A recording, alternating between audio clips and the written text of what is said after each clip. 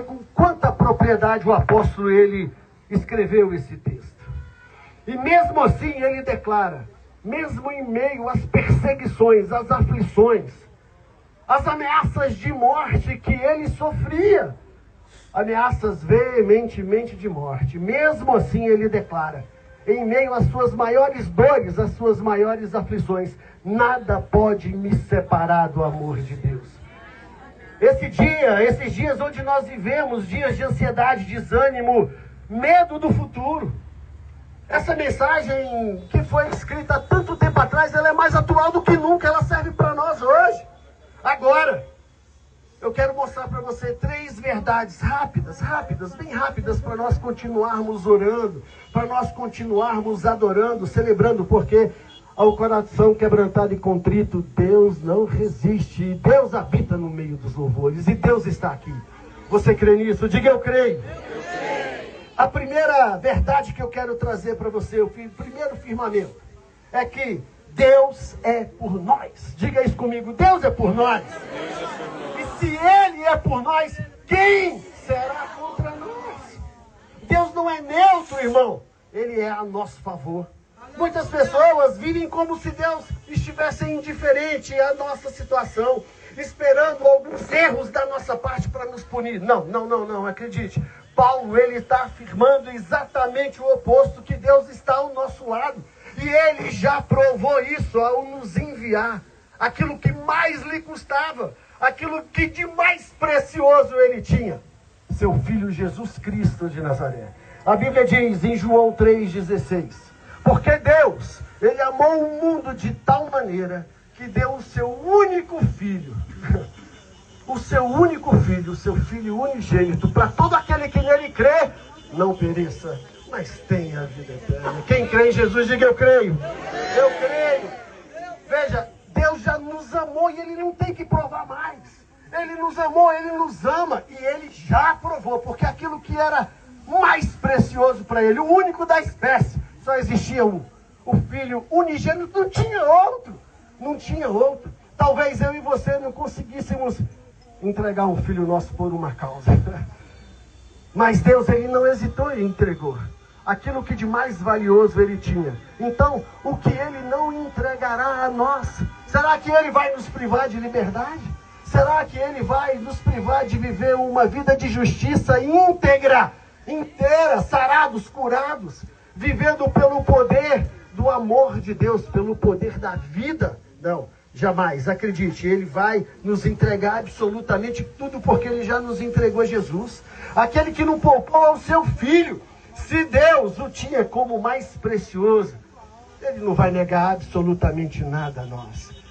Por isso que eu afirmo a você que a oração do justo muito pode ser seus efeitos, porque Deus, Ele não vai nos negar absolutamente nada. A Bíblia diz que tudo quanto pedirmos a Deus em seu nome, Ele vai nos conceder.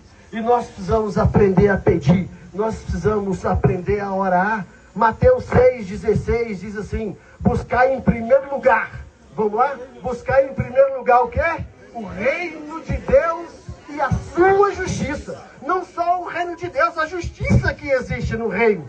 A justiça do reino de Deus. Consecutivamente, todas as outras coisas nos será acrescentada. A liberdade que tanto necessitamos, que tanto clamamos, que tanto buscamos, que tanto mostramos a nossa cara, clamando. Nós estamos lutando, não a nossa luta apenas, mas a luta da nossa descendência, a luta dos nossos filhos, a luta dos nossos netos. E os gigantes que nós vencermos, acredite, os nossos filhos não terão que batalhar com eles. Mas se nós abrirmos mãos e perdermos para gigantes nessa geração, nós vamos deixar este presente para os nossos filhos. Acredite, eu não estou afim de deixar isso para os meus netos, e eu tenho vários. Eu não estou afim de deixar esses gigantes para eles. Todos eles serão derrotados nessa geração, juntamente com o poder da palavra verbalizado através da nossa boca. Nós temos o poder, sim, o poder da palavra. E Paulo nos garante isso. Segundo, ninguém poderá nos condenar. Ninguém pode nos condenar, amigo. Ouça, ninguém pode nos condenar. Quem está dizendo isso é Deus. Aleluia. Deus falou, eu creio, vai acontecer. Ninguém poderá nos condenar. O diabo acusa, mas Cristo defende.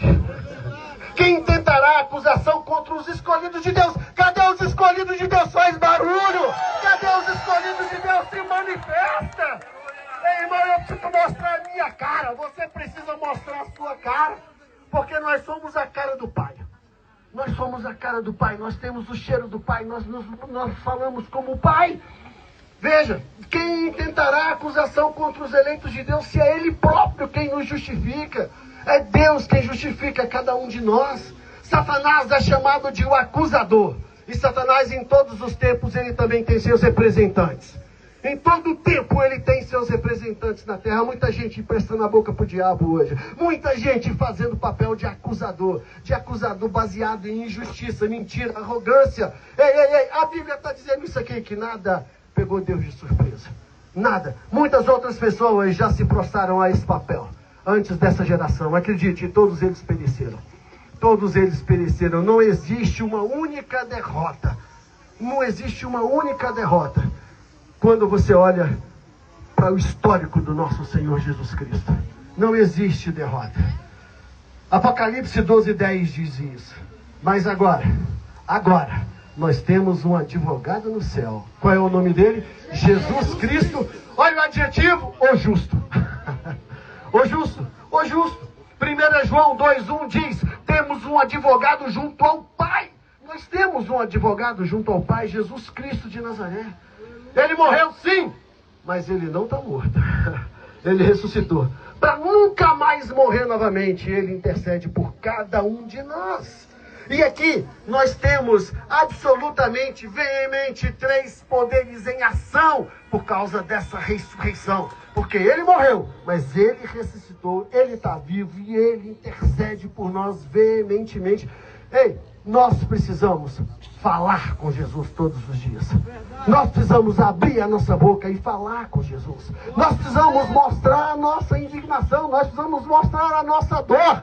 Eu não posso simplesmente ficar calado. Eu preciso dizer, Senhor, está doendo. Senhor, está doendo. Por quê? Porque Ele é um intercessor justo. E Ele vai ver sim a justiça que existe no seu coração, no seu clamor, na sua palavra. E Ele vai interceder por você. Acredite. Olha para o seu irmão e diz assim, Deus intercede por você, irmão. Deus não está alheio. Ele intercede por você. Cristo não apenas te salvou do passado. Ouça! Mas Ele continua te sustentando no presente e Ele te levará a bom termo no futuro. Ele não te salvou à toa, nós não fomos salvos à toa. Existe um futuro e uma esperança para todos nós. Você pode ter falhado, eu posso ter falhado, muitos de nós podemos ter falhado, ok. Mas o sangue de Jesus é suficiente para nos sarar, nos curar, nos restaurar e nos enviar ao nosso futuro absolutamente íntegros, inteiros. Romanos 8, verso 1 diz, agora pois, nenhuma condenação há.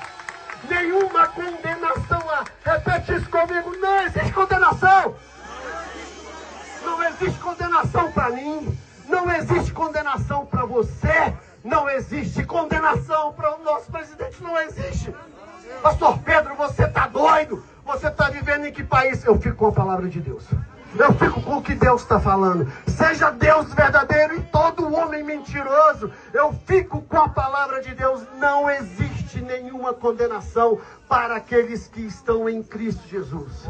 Por último, nada pode nos separar do amor de Deus. Significa também que Paulo lista tudo que tenta nos afastar de Deus. Existe essa lista, depois você lê, existe uma lista que Paulo deixa muito bem clara. Tribulação, angústia, perseguição, fome, nudez, perigo, espada. Parece uma lista de tragédia, não é mesmo? Mas Paulo diz, em todas essas coisas, sobre todas essas coisas, somos mais que vencedores. Dá uma salva de palmas ao Senhor. Me ajuda, irmão, me ajuda a pregar, me ajuda a trazer a realidade do céu para a terra. Me ajuda!